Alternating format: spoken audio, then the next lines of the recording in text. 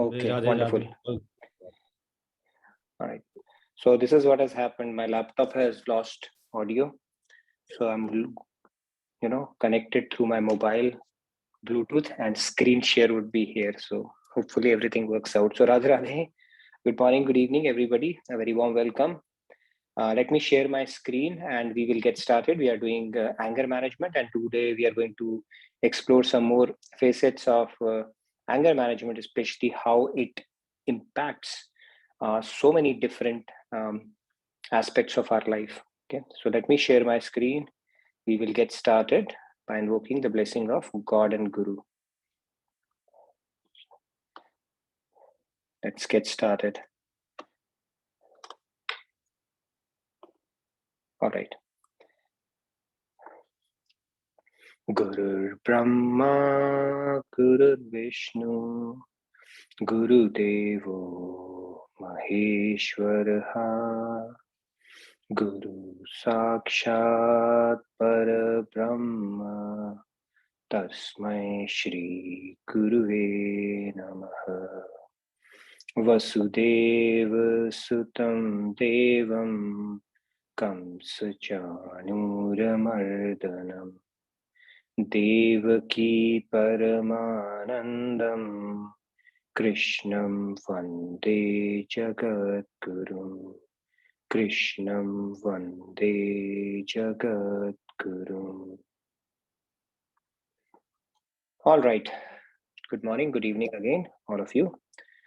So let's get started. So this is the shloka that we are doing. We'll do it quickly because we have a hard stop today. So maybe 2 or 3 hands, and then we really get into the topic of our discussion today. I'm going to recite it like always, and you're welcome to follow along. Krodhat bhavati sammoha, sammohat smriti vibhramaha, smriti bhranshad buddhinasho, buddhinashat pranashyati. Okay, we have any volunteers? Rameshji, Radhe, Radhe. Radhe Radhe, Rameshji. We'll take maybe 3 or 4 hands.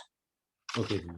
क्रोधाद् भवति सम्मोहः सम्मोहात् स्मृतिविभ्रमः स्मृतिभ्रंशात् बुद्धिनाशः बुद्धिनाशात् प्रणश्यति.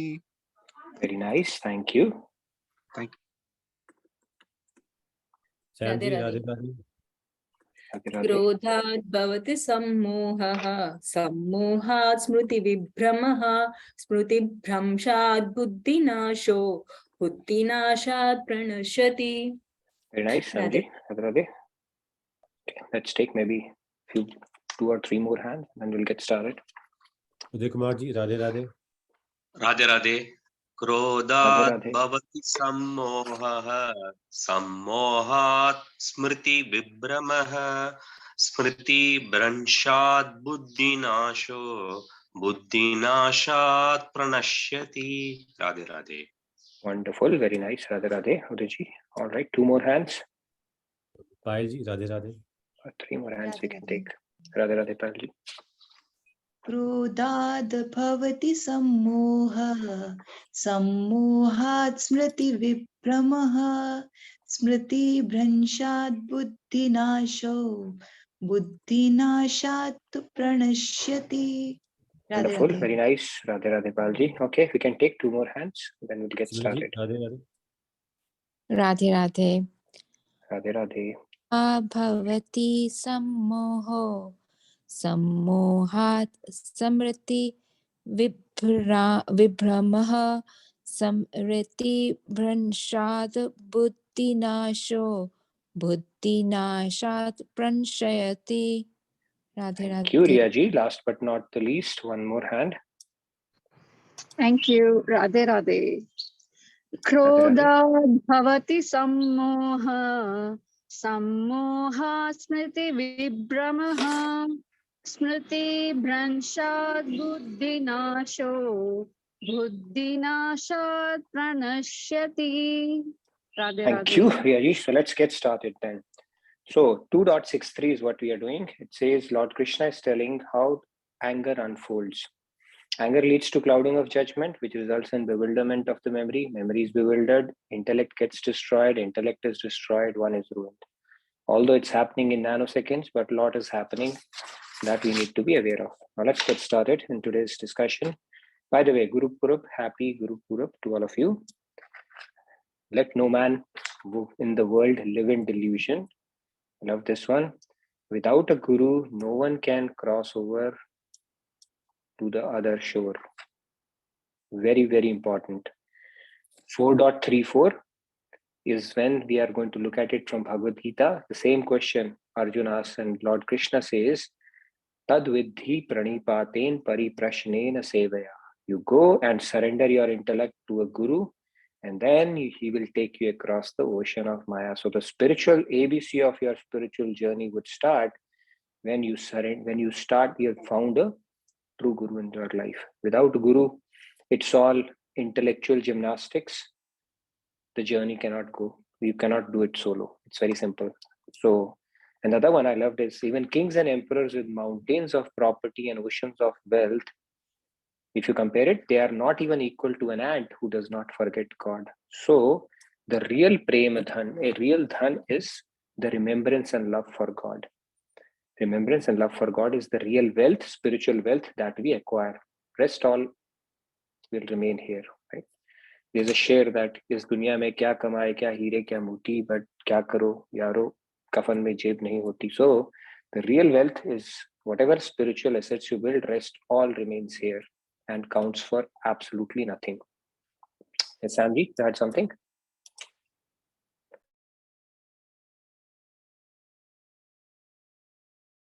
Slides, any slides, but the Good Nanak picture was there. After that, there's no more slides. Maybe your laptop must have stuck somewhere, I guess. Oh, there was only one. Yeah, this is the only one? Oh, Yeah, only one. I thought more slides you were showing. No, there's just one. Oh, I picked it up because, all right. So let's quickly we have looked at this. Yeah, no worries. We have looked at this order. It's just like clouding of judgment is just like driving in a mist, which basically is fraught with danger. Like there is a killer dhund, when your visual, the sight is impaired because of any obstruction, then it becomes a risky proposition. And it's no different when we get angry as well. Bewilderment, memory, destruction of intellect, and ruin follows. Now, today, let's see, what are we going to discuss? Now, where does anger take us? We spoke about it, right? It goes these three gates. These three gates, basically, they lead to hell. Lust, anger, and greed. So we need to sublimate Gad to get God. Okay, sublimate means we need to dovetail it towards God. Don't kill it. See, it's like riding a bicycle. When you ride a bicycle, if you apply brakes, like in Buddhism, it says there are four noble truths. There is misery. The cause of misery is desire. You finish desire, the misery is finished. It's just like stopping the bicycle. If you stop a bicycle, it will become imbalanced. So the better, smarter strategy is to turn it to a particular direction. That is essentially what sublimation is. So greed, desire, and anger can be applied on the path of spirituality as well for our upliftment to our benefit. That is what we discussed yesterday. Let's move. All right, here are some quotes from anger. I liked it, so I just pulled it up. So the little one is angry, saying, I wouldn't have to manage my anger if people could manage their stupidity, right? That is one of the common excuses. We have to get upset, angry. Okay, let's move on. What is the other one? Now, this one is saying, if you think I'm cute, then when I'm angry, when I'm ready, get ready because I'm going to go to get gorgeous. Doesn't happen with adults, only with babies it can happen. Now, anger is a feeling that makes your mouth work faster than your mind. Right? We all know that. And are you blaming stupidity around for the reason for your anger? If that is the case, here is a classic one, the most favorite one that I have. You know what is the difference between a genius and a stupidity? I love this quote. Anybody knows the answer? It's one of my favorite quotes. All right, I'll tell you. It's a classic one. Einstein had given this. So there is a difference between a genius and somebody who's stupid. The difference is Genius has its limits. Okay. So if you're going to deal with stupidity as a cause for your anger, good luck. Let's move on. Now, what is one thing we spoke about it that you can't get rid of by losing? It is temper. And you look at it, this guy, right? He's saying, how dare you say I'm angry? Right? Pretty ironical. But however, there is a happy couple also. And there's a secret for that. Secret of a happy couple. Swamiji's joke again. So he said, what's the secret of your happy marriage? So the wife says, when I get angry, I throw a balloon. If it hits, I'm happy. If it doesn't hit, he's happy. That way we stay happy. In fact, there's another story he tells. It's even more interesting, you know. So there was a couple, whenever there would be a fight between the two, wife would always remain tranquil, calm, and peaceful. You know, the husband would throw tantrums, fight, and all that stuff. And she was asked, how are you able to maintain this poise, calmness, and that peace, no matter what this husband of yours says to you? She said, it's very easy. Every time he gets upset and throws tantrums, I simply go take his brush, wash the toilet pot, and put it back. That's about it. No anger, no frustration whatsoever. So that's a good strategy, right? In a way. So anyways, let's move on. Today we are going to talk about the impacts of anger. We are going to look at it holistically. The mental health, physical health, intellectual health, and spiritual health. All, what impact does it have on each one of these? Okay, and let's get started on that one. Now, let's first start with physical health. So anger, there's a research by Yale University. Those people who cannot control their anger, the immune system becomes weak. Medical science actually tells that. So if you become too much of angry, then you become more prone to things that your immune system becomes more impregnable, basically. And those people who cannot manage their anger, they are 9% more prone to heart attacks than others. Pretty significant statistic from that stand, right? So medical science tells you, I'm just picking up one thing, there are a lot of other things as well, right? So that is the first one. Furthermore, if you look at angry person is not happy, suffering from inside, it is called as one of the manas rog or mental sickness by our scriptures. And it is toxic and it disturbs relationships. So it is not good for mental health also. Why? Because it starts with a need to control somebody or vent out something. It may start at a lower level, at your family, with your near and dear ones, and you start extending it out to your extended family. Then you start extending it out to on the road. Then you start extending it out on the newspaper, news channels, and pretty much anybody and everybody that you can think about and lay your mind on. So it becomes a mindset, manas rog, because that certain venting and that certain kind of a mindset, those patterns, because there are mind neurons, they say, right? Swamiji tells neurons that fire together, wire together. So if you start developing that mindset, then you will, it is like a hammer trying to find a nail. Everything and anything can make you upset at that point. So this is another aspect of mental health, which is jeopardized if we have this kind of a mindset. Let's look at the next one. Intellectual health. Now you lose intelligence. You've looked at it, your judgment gets impaired. People of great stature, they end up committing crimes when they get upset or angry. The other day I was checking if something came up. He said there was a guy. Who was that guy? Milind Soman, used to be a supermodel. And he rejected one of the movies. There was a big movie, Jo Jeeta Hui Sikandar. It could have catapulted his career. He rejected that because he was not served the breakfast that he needed. For those kind of silly things people do. And he just crashed out of the sets. So many examples are there where people get upset and then they have to regret later on because their memory and their judgment, it gets clouded. They lose focus and then they inculcate negative mindsets. That's another thing, right? People who get angry over age, that tendency starts becoming more and more and more prominent. The next one, this is an interesting one, the physical health. Let's look at this aspect of it. I spoke about Yale University. Let's move further. Now, humans, they are endowed with, Swamiji talks about the prefrontal cortex in our mind, which is like a muscle that you can develop over time, right? Where you have your willpower, kind of a muscle. In addition to that, humans have something called, I think the biology teachers would know it better, but I'll give it a shot. Amygdala. So amygdala is there, which basically triggers the body's response, fight or flight response. So let's say somebody like a tiger or a lion comes in front of you. Amygdala will start secreting hormones that will tell your body, it will start, because it will generate fear, excitement, anxiety, and all that stuff. And because of that, you are able to make decisions. Either you will fight or you will flight, run away. Why does it happen? Because amygdala incites that response from your body, right? So when people get angry, these adrenal glands, they flood the body with stress hormones. What are those hormones? Adrenaline and cortisol. In fact, cortisol and epinephrine as well, I believe. Epinephrine is produced as well when you have minor irritation or a huge rage. And if you look at it from an Ayurvedic standpoint, the pitta aspect, we have Vat, Pitta, and Kapha, right?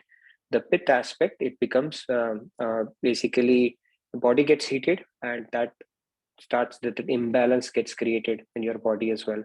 So headaches, insomnia, high BP, skin eczema, all these things happen people who are prone to an angry temperament.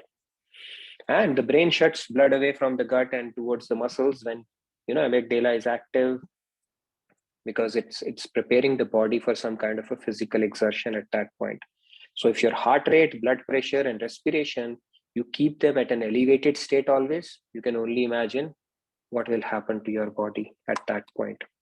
Okay, so these are some of the effects of anger that happens to our body. So blood problems like blood pressure, diabetes, they get perpetuated if somebody has an angry temperament. So if you look at it, anger, it's just like you take a pin and prick yourself. Essentially, that is what we are doing. But we don't see the visible effects of it. It's all happening in so many subtle ways within our body that we continue to choose to write this emotion. In fact, Mark Twain had said that, this anger is like that acid which burns the container that holds it than the thing on which it is poured. So the container which is holding it is getting burnt more than the thing that you are pouring it on. That is what anger is. So if you hold bitterness, resentment, it is eating you away. Not only eroding your spiritual assets, but it is eating you away from a physiological, mental, emotional, all these aspects that we are looking at. Okay. All right, let's move on. Any questions so far? I hope it's making sense and it's freaking all of you out. If not, then I'll try even better. So these are some of the negative or flip side of anger that we need to be watchful of. It's definitely not good for us, right? Yes, Ratiji, you had a question? Radhe, Radhe, Radhe. Radhe Radhe. Radhe, Radhe. My question is about the story you said about Milind Soman. Is it because he was like, instead of anger, it shows it's his ego because he's not being served? So, Yeah, anger comes when something that you are attached to, of course, because of your ego, is obstructed. What I'm trying to point here is that people can make decisions, which can ruin their potential of their life just because of that one moment they could not write because of their ego, pride, or whatever the case may be. Right? They mess up there. There was a guy, this football team of, I believe, Ukraine or one of those countries only, which made it to the finals of the World Cup. So one of the players, that's a beautiful story. I'll bring it to one of the sessions. He was not played by his coach in one of the matches, and he left the team. just because his coach did not play him in that match, and he was one of their star players. Okay, and he left back in protest and in anger. And he then started shooting his selfies sitting on a beach and posting it on the social media. As it so happened that this team made it to the finals. It made it to the finals of the World Cup. Okay, and when it made it to the finals of the World Cup, it was a national shame for this guy. That rest of the people, he deserted his team, and these people were hailed as heroes of the country, and he became the biggest villain. Why did it happen? One moment of anger on the field, and because of it he became a villain, because in hindsight he could have avoided that, right? So those kind of things do happen in anger, because we lose the power of discrimination and we make decisions which are not born out of proper judgment at that point. Yeah, Yes, Ratija, you had. Yeah, so with both of these examples, I can understand that you are saying ego is the root cause of anger generally. But what is the root Attachment is, and yes, ego is there as well. Ego is the what one is which the has root an cause attachment. It's typically attachment is the cause of anger, and the of cause of attachment is desire. as body, as a person, as an individual? That is the reason. Okay, so let's go back fundamentally. One How last, does it happen?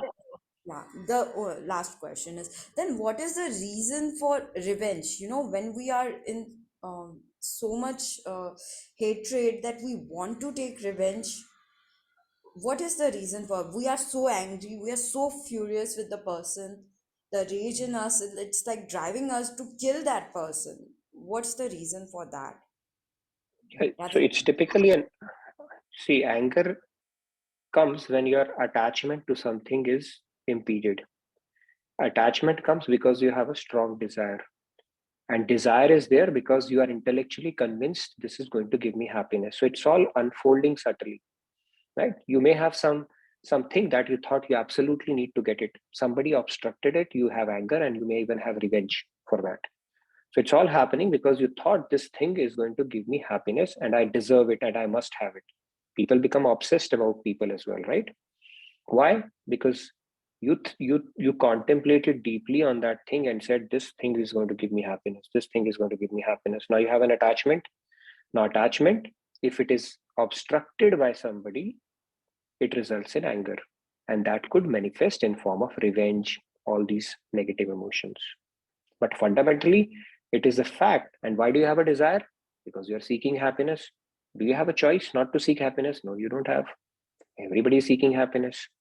But they've thought that this thing is going to define the success of my life. And if somebody is going to come in the way, then I'll become upset or angry. So this is how this whole cycle is getting repeated. And yes, of course, that's your ego is coming in place, because your identity is that of his body. You don't know whether your true identity is soul, right? But if we could bring that knowledge in our head always, then everything that we do, it's a very simple decision.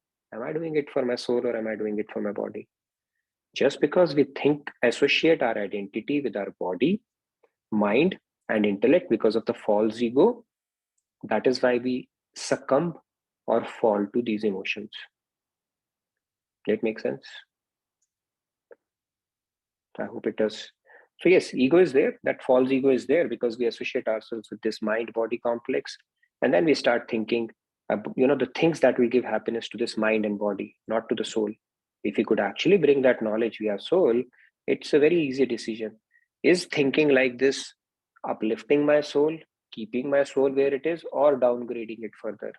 But that knowledge, unfortunately, we are not able to bring because we think of ourselves as a body. And this identity is so strong that we have, because every day when we look at ourselves in the mirror, or we introduce ourselves to people, or the way we carry ourselves, there is a strong sense of identity with this body that we have.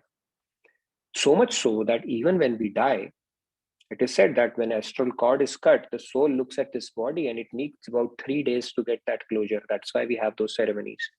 3 days for it to sink in, this was not me, which I always thought was me, when you're looking at that body lying there and separate from your true identity. And it is only because of that ignorant incorrect knowledge, the fundamental mistake that we make every lifetime, that we are this body, mind, or whatever, we keep on succumbing to all these emotions, right? Because then we get attached to things around. Somebody thinks I must have this and that. So yes, that false sense of ego results in attachment to something because we are seeking happiness, and that attachment, when impeded or obstructed, results in anger. And the other side is, if that attachment or that desire is fulfilled, then what happens? Then greed comes. So the mother of greed and anger is attachment or desire. And the desire is something, it is inherent to your nature, because everybody is seeking happiness. Why? Because we belong to the ocean of happiness. The part is always seeking the whole. We are fragmental parts of God, so we have to seek happiness. We have no choice but to seek happiness. Even an atheist is seeking happiness. And scriptures say God is happiness. So we are essentially seeking God. If somebody is an atheist, he say, I don't believe in God, he's calling it as, he's still seeking happiness. So even though they are not aware, they are also seeking God only. So you can call it your papa, or you can call it as my mother's husband. Both are the same. Right? So that's how it goes. I hope I answered part of your question, Ratiji, at least. So there's a saying in English which says, if you can't convince them, confuse them. So I hope I didn't confuse you. All right. Sapna ji, you had a question as well? Sapna ji? Yes, it is relating to the previous one. I want to know if somebody has wronged you and you control your anger and think from an intellectual point of view, and you want to get those things back. That is exactly what happened in the Mahabharata, that the Pandavas were wronged and they asked for the kingdom peacefully, but it was not given. And therefore they go for war, which is even a bigger act than any kind of anger act. So that is justified. So how is that justified? Act of, isn't that where we are also justified in correcting what is wrong without the anger, with the intellectual? Isn't so? Won't we be justified if the Mahabharata is an example? So to get things back, what has been wrong to us? True, you can still get it, but you don't have to. See, this is where this whole Bhagavad Gita message comes in, right? See, there's a good reason why Lord Krishna chose battlefield to impart this message. He could have imparted this message to Pandavas, Arjun or Yudhishthir when they were in that Vanprastha or somewhere else. Why did he choose a battlefield? Because battlefield actually is a microcosm of the world that we live in. And if somebody can practice these principles even in such extreme situation, then none of us have a right to say our situation is more difficult than what Arjun was facing. Now, what is the message? It's not born out of anger. Yes, it started off like that. And that is where Lord Krishna is imparting this knowledge to Arjun that, see, first of all, you have to do it as a matter of your duty as a Kshatriya. If you're just for the welfare of society, it is a dharam yudh. As a Kshatriya, you have to fight the war. That is how he starts Bhagavad Gita. Then he furthermore goes on to tell him the science of work. All right, you do it, but you don't do it for your own self. We'll touch upon these concepts when we get to Karam, Akaram, Vikaram, and Karam Sannyas. He says you do it. Then if you do it just as a matter of duty, okay, because I'm upset, because I'm angry, because I feel wronged, it will just be a karma, as a matter of duty if you're done. It could be a vikarma also if you're doing it out of revenge. However, when you start doing it for the pleasure of God, then it starts becoming karma yoga. Okay, I told about this story yesterday. Guru Gobind Singh was having a fight with a Muslim, and just about when he was about to slay him, he spit back at him. And when he spit back at him, he left his sword and went away. So somebody asked him, why did you leave it? He said, because previously I was fighting the war as a matter of duty, but when he spit back at him, it brought out a rage and anger in me. And if I had killed him in that consciousness, it would have been a sin. So when you do it with the matter of, okay, I'm fulfilling my pride, or I'm venting it out, or it's a revenge, doing it for self, It could be a karma or it could be a vikarma also. It could actually be a sin. That is where Bhagavad Gita and spiritual understanding comes to our rescue. But when we do it as a matter of duty for the pleasure of God, then it becomes karma yoga. So choice is always there. Act is still the same, but consciousness is different. And that makes all the difference. Hope it makes sense. I have one So- more question. Sure. Okay, Yeah, sure. so I just telling my personal experience. Someone has stolen from me. Yeah, and it affects my entire family. And if you say that you shouldn't be attached, that means I shouldn't be attached to things which are stolen from me. But I'm not No. angry. I have taken the logical, lawful track of going to the cops and doing it logically and leaving it that I get my things back. Now, when they say don't have attachment to anything, that means in material thing I just have to become a yogi and sit in a hut with No. one No. bow distance, and so No. then shouldn't I go back for the things I have without the anger but with a logical rational point of view? Wouldn't that be my duty? Spirituality does not ask us to become dumb, okay, or fool, or give up everything and get into inaction. No, it's a call to action. All it says is tweak your consciousness. You have a right to earn a living, right, and to support or have means for yourself, or a right to defend yourself as well. If a snake comes to you and you say, I'm non-violent, it bites you and you are dead, God will say that was foolishness. Okay, so you have a right to protect yourself, and at the same time you have a right to protect your means as well. Now, in what consciousness you are doing, right, that will drive what kind of result you will get out of it. So yeah, I mean, if you're pursuing that means, sure, by all means. Spirituality is not telling about, okay, tolerate it and that's about it. You do whatever is within your efforts and leave the rest to God. Do your best and leave to God. The rest is what spirituality is telling us about, right?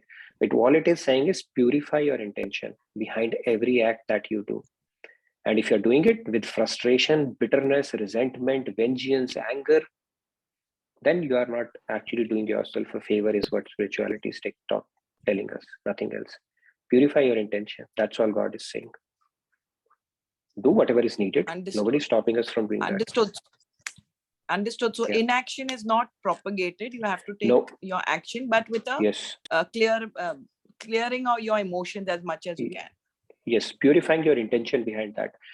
Behind inaction, in fact, is strongly condemned by Lord Krishna. Right? People think Bhagavad Gita has propelled you to right. It's strongly condemned by Lord Krishna. Inaction. So it will take you to nether regions. That's what God Krishna says. So people say, under the garb of spirituality, I'll run away from responsibility. I'll not do anything. I'll go to Himalayas. No, it's a call to action. Okay, it's an internal thing that you do. And when we talk about the topic of, karam, vikaram, akaram, and karam sannyas, it will become much more clearer. It's the internal tweak. See, it's like this. You give food to people. Okay, you go feed them out of pity. Okay, that's the first act. It becomes a rajasi. It becomes basically a karma, a good karma. When you feed people out of pity, it becomes a good karma, which will give you merits, maybe celestial abodes if you have done that. Now, if you feed people, because your name will be displayed everywhere, that, oh, how great this person is, marble over the temple and everything, then it is rajasic. Okay, it is a rajasic thing. It is not a sattvic charity, it is a rajasic charity. The first one was a sattvic charity, which will give you meritorious deeds. The second one is a rajasic charity. Now, if you are feeding people because or depositing chanda to the local goon, right, that becomes tamasic charity. Like hafta collectors are there and you give money to them, it becomes tamasic charity at that point. However, if you are feeding people thinking, I am doing it for the pleasure of God, it's a privilege and an opportunity for me that God is using me as an instrument to serve his people, then it becomes Shuddha Sattva or Gunatit charity. So act is the same. It's the consciousness that you bring to the table dictate the result you will get out of it. And that is what Bhagavad Gita is telling us. Arjun fought war. He was supposed to fight war. What changed? The consciousness, or for the motive for which he was fighting the war, changed. And that is essentially what Bhagavad Gita is telling us to do. You continue doing what you are doing, but the consciousness and the intention behind it, keep purifying it. Keep aligning to the higher principles. And that is, when you get there, the job is done. Right? So God, see, if you think about God, all he's asking us to become good. He's saying, I'm not asking you to stop doing anything. Lead your families, raise your family, do whatever you want to do.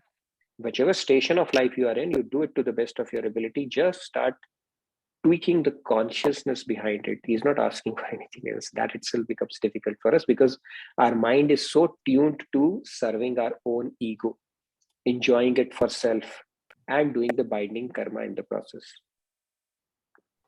I hope it makes sense. Yes. Thank you so much. Radhe Radhe.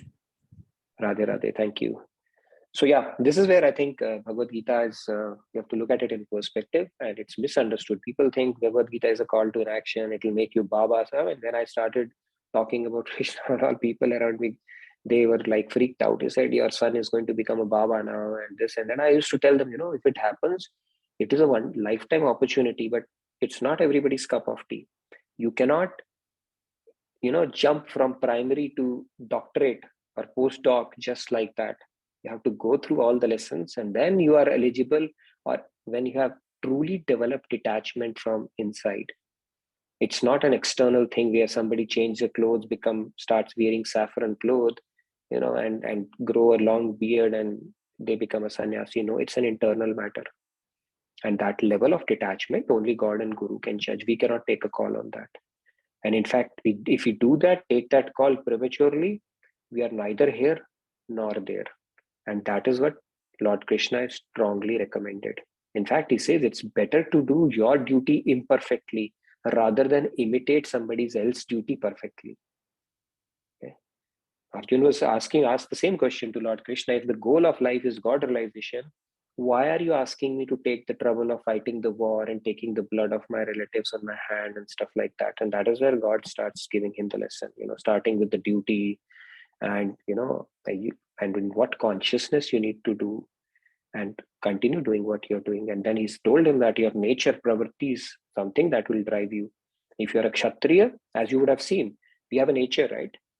And if we go, and even no matter where we are, our nature will drive us, right? If we are fond of business, wherever we'll go, our mind will work like that. Even in a jail, people start doing business, right?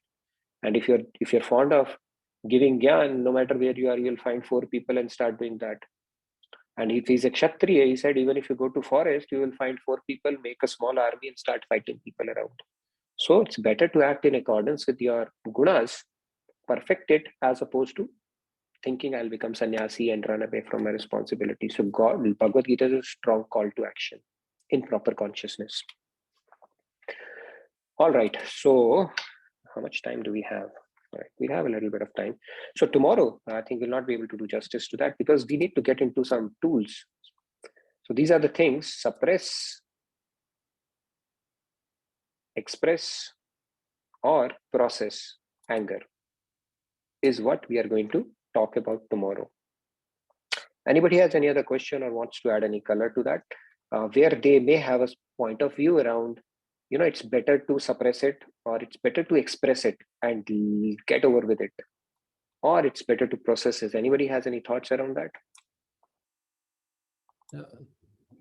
Rahul bhai? Yes. Go ahead. Radhe Radhe Nitinji. Radhe Radhe Rahul. Sam ji had provided a comment and she wanted to ask a question that she wanted to know about ethereal bonding between people. What is it and how does it affect? So I was not sure what does ethereal means. I think it was a NASA question. I'll have to confirm with that. Ethereal bonding. I don't know. Samji, you are giving me questions which are out of syllabus for me. Okay. Now, if we can have an ethereal bonding without a proper gross body, I don't know. Once I go to Ghost Yoni and God gives me that remembrance back, then I will come and share with you. But I have no clue about it. If there is an ethereal bonding part of it, but there's a group soul concept, and there are concepts where, sakhis and sakhas which help each other in the spiritual journey. If God can arrange for them to be born together so that they can uplift or help each other progress on their journey, that can happen by ethereal. No idea. So don't ask me tough questions, Amji. Okay. Thank you. All right. I can see a few more hands.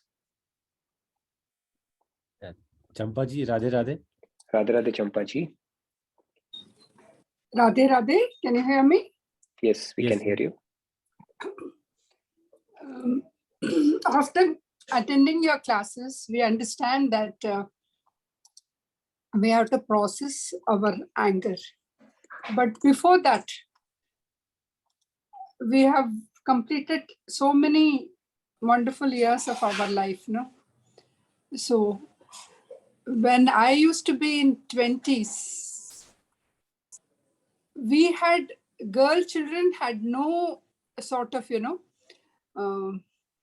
chance to express their anger. We are supposed to be always very good, So what I would do is go to the kitchen sink, and in South India, we drink coffee in a steel tumbler, I will aim and hit those glasses till my temper goes. In most of our families, we never had even the chance to shout and make tantrums like present day children do. And one more thing I want to say here is about the becoming a sannyasi or going to a spiritual life. When you initially start, people will even laugh at you because the society is such. The media, what happens is when a Swamiji makes a mistake or some scandal or something like that, all the channels, they will go on and on and on about that one particular event. But they are not talking about in all the channels about our Mukundananji doing so much, See, that is the difference. So people, even when they go to spirituality, they want to hide that initially because they think that wearing kavi or going to God is like, not a accepted thing. Thank you. Radhe Radhe. Thank you, Champaji. I think you expressed a very, very, it was an interesting fact. You're not allowed to express anger, and then people find their own ways, right? To have an outlet, right? These days, I think for the benefit of people who want to express their anger, there are anger venting cafes. I was talking about, you can go check it out. I think they're called Bhadas cafes or something like that, where you go wear a helmet and go break the heck out of everything. And after that, once you are done, I've gotten the kick that I needed, and you come back. Check it out on YouTube, online. There are cafes and people actually go, yesterday I had a fight with my wife and I just went to the cafe, and they arm you really nicely, put helmet and everything, and you break everything, and then you come out of it. But Bhagavad Gita is telling us they are still curing the symptom. You're not curing the root for it. See, it's like this. Let's understand this concept a little more. If there is a sinner who has stolen something, okay, he has stolen something, he's a thief. So he gets a 3-year punishment as per the law of the land. Now, after those 3 years, if he comes back and somebody says you're a thief, you've stolen, technically it's not correct. Why? Because he has already served the sentence for that, right? For the act that he committed, he has already served that. So he should be absolved of that, right? But the question is, the propensity or that the seed of stealing, is it removed or not?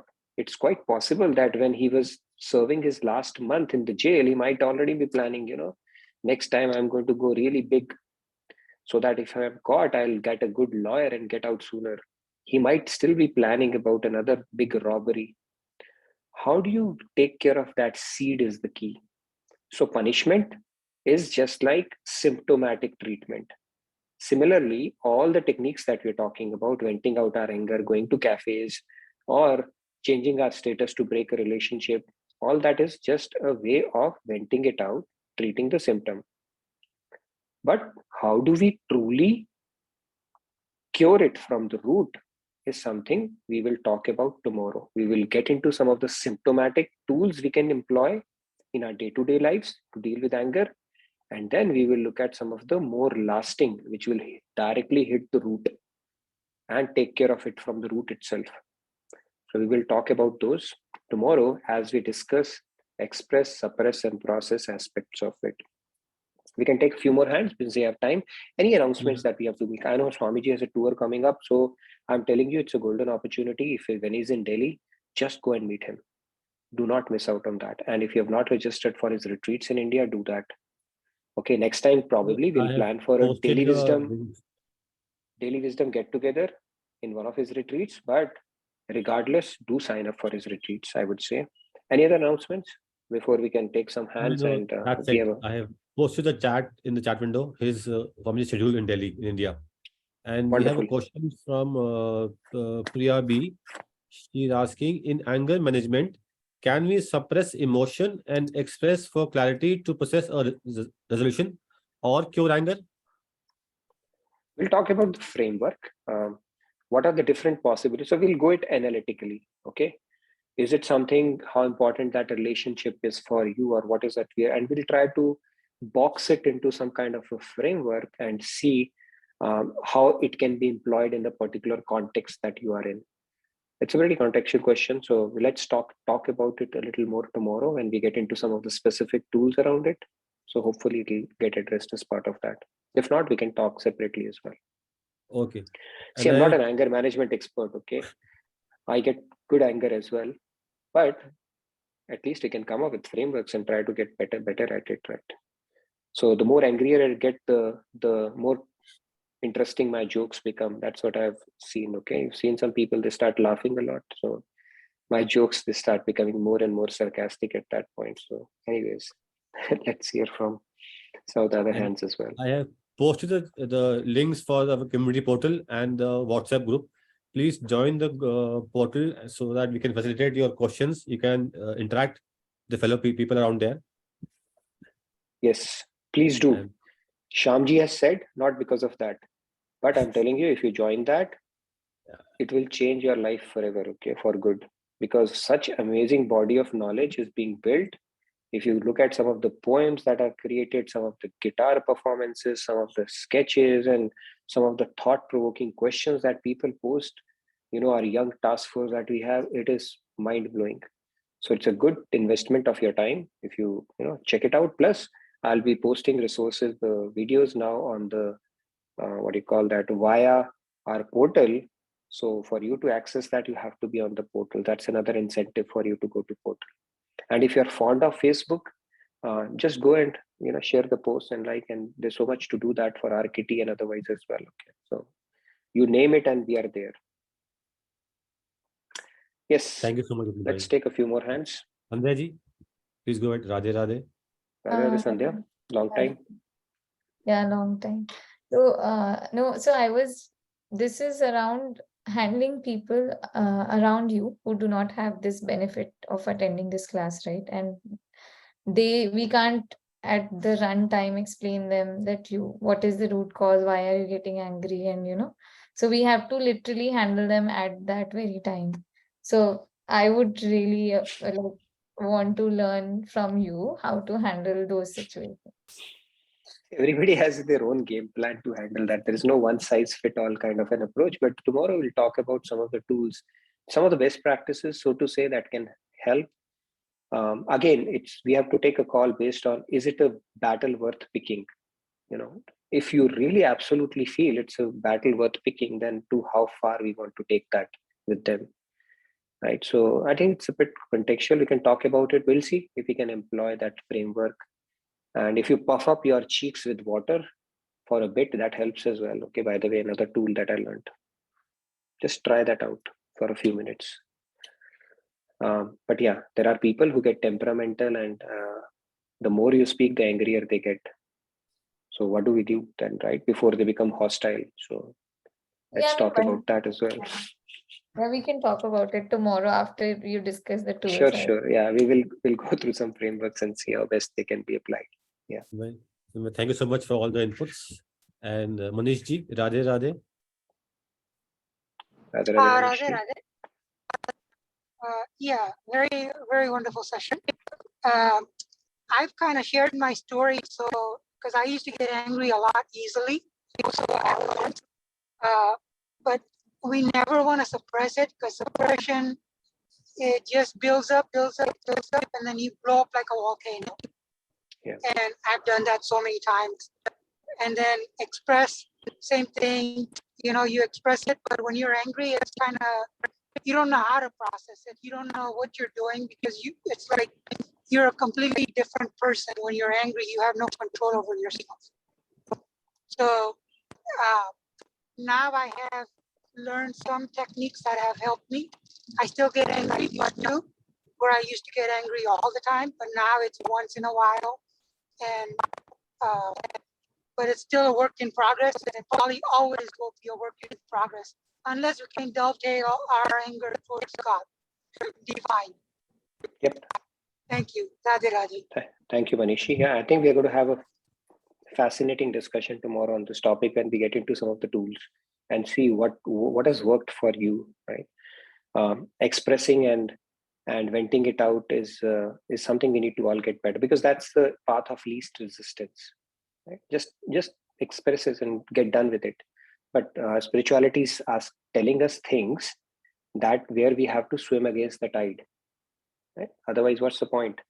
And we have to exert, and that's where we'll talk about some of the stuff that can help. Also, we'll include the spiritual perspective to it as well, which will try to hit the root of it itself, rather than doing some symptomatic cures only, which self-help books, WhatsApp forwards would tell us tons of that information around it, right? But it's still not hitting the root, and that's what we'll talk about tomorrow. Okay, I think we have 4 more minutes, so maybe two more real quick. Seema ji is in chat is saying, when I am angry, I kill the person in my head in various ways. Will I ever be able to control my rage? Interesting one. That is called a serial murderer in head. Okay, that's a good way to do that, Seema ji. Now I'll tell you a shloka, and that will help you put that killing in perspective as well. But yeah, at least physical violence you're not doing, right? You're killing them mentally, more like a video game. But let's talk. It's an interesting way to do that. But I would like to know what are the creative ways we employ. Okay, maybe we can learn a thing or two from you tomorrow on that. But yeah, thank you for sharing that. Okay, are we good then? So we have one more chat from Urvi. Okay. She says, I actually imagine my mind sometimes and bash it with a hammer. Urvi, you are the most creative one, I must say that. Bash it with hammer. Kumar ji, Okay. Radhe Radhe, please go ahead. Radhe Radhe, Yes, Nitin Kumar ji, ji, real quick. and Radhe Yes. Radhe, everyone. Anger is such a very interesting topic. I would request Nitin ji to have this session for 2 hours tomorrow.